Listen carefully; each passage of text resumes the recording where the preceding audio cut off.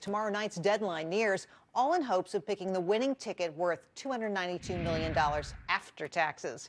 Time to bring out our panel. Marjorie Clifton is the national independent editor at GoVote.com in D.C. Scott Martin is the CEO and president of Accent Asset Management in Chicago. And Larry Winget is the best-selling author of Shut Up, Stop Whining, and Get a Life. He's in Phoenix. Larry, let's start with you. What do you, I mean, like, I never win anything. I don't even pay attention to these.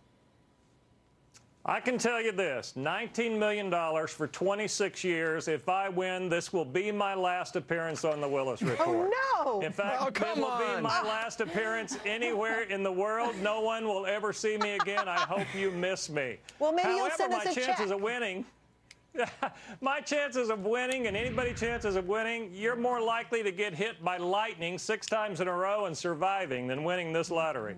But Marjorie, apparently, if you do the quick pick, if you have the machine pick your numbers, better chance of winning. That's what they say.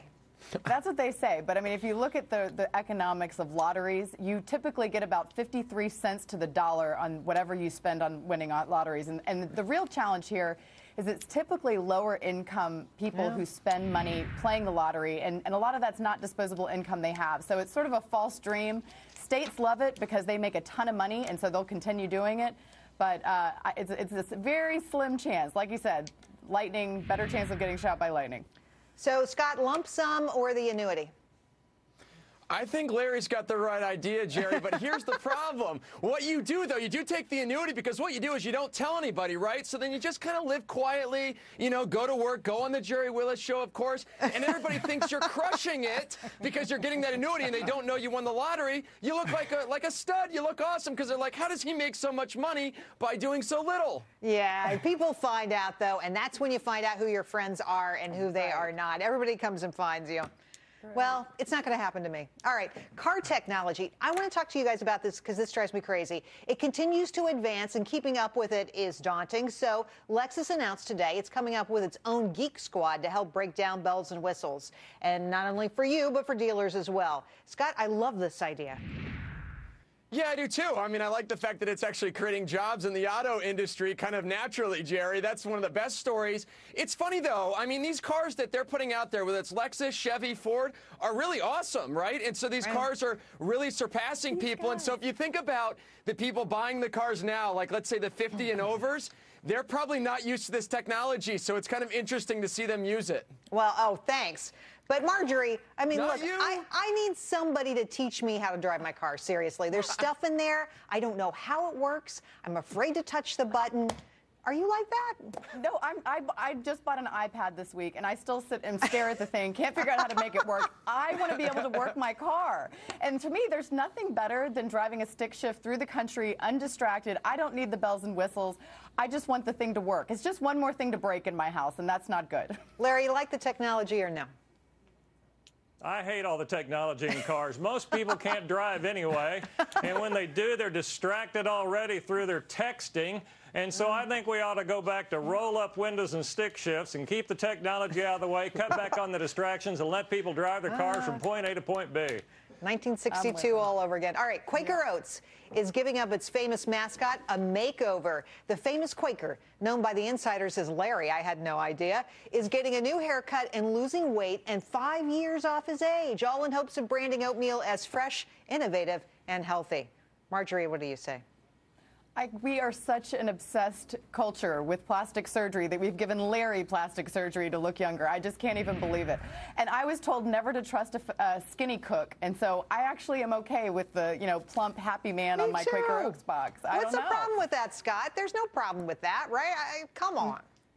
I agree, Jerry, but it's funny. The new guy doesn't look much different to me than the old guy. So what really has he been doing? I mean, is this really a new product or not? Jerry, look, Quaker's been falling behind. You know, when they got taken over by Pepsi, there are a lot more goals for this thing than it's turned out. Tropicana tried to do the same thing, don't forget, a couple years ago. People complained and they went back to the old logo. Larry.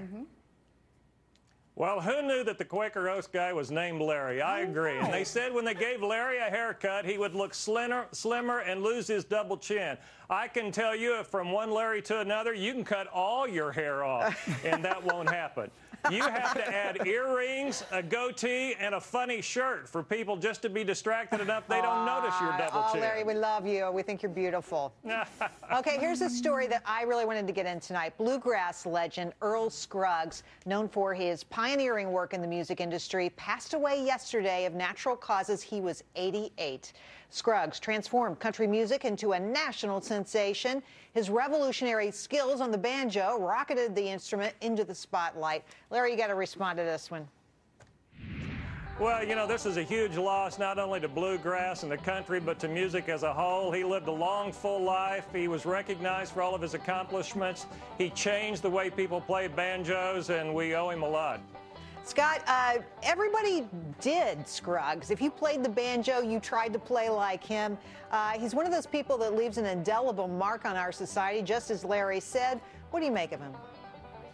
I think he's great. I mean, Jerry, one of my favorite bands, Yonder Mountain String Band, was influenced by Mr. Scruggs. And I guess the best part about music, guys, is that Earl will live on, right? I mean, his tutelage and everything that he did with the banjo will live on. We'll get to listen to him whenever we want. And bands that develop from here on out will have an influence from him. Absolutely right.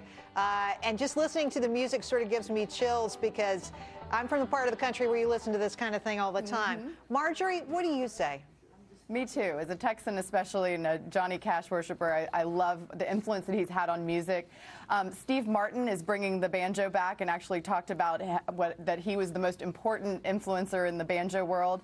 So it'll be a loss, but a nice reminder of an instrument that we often forget. A loss and a huge influence on all American music. Love the roots music. It's great stuff. Marjorie, Scott, and Larry, thanks for coming on tonight. You guys did a great job. Thank you. Thanks, Jerry.